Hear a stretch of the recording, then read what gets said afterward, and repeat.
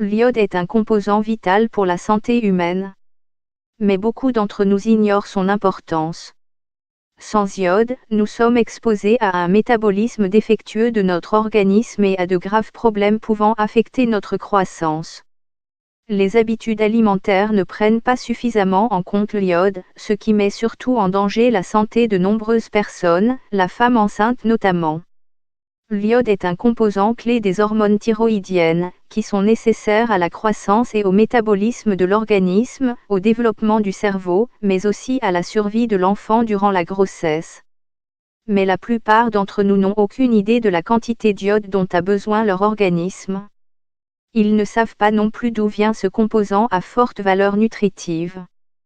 Les recherches menées par Margaret Raymond, professeure de médecine nutritionnelle à l'Université de Surrey, Angleterre, révèlent un manque d'iode dans de nombreux régimes alimentaires et un risque de carence en iode chez les femmes enceintes notamment.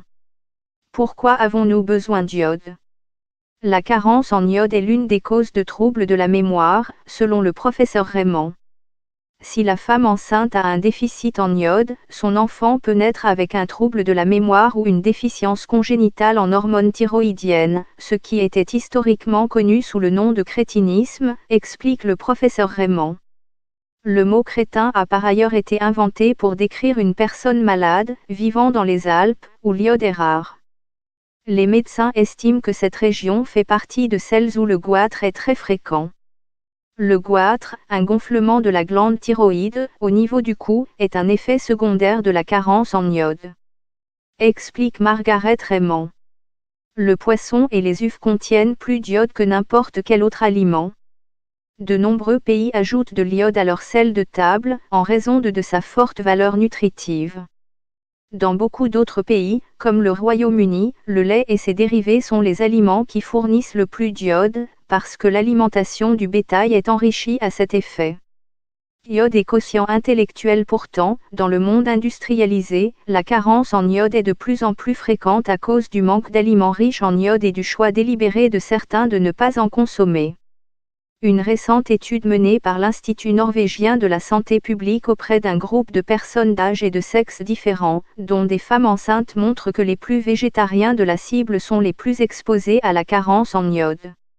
Le professeur Raymond a étudié les échantillons biologiques de près de femmes enceintes dans l'ouest de l'Angleterre, dans les années 1990.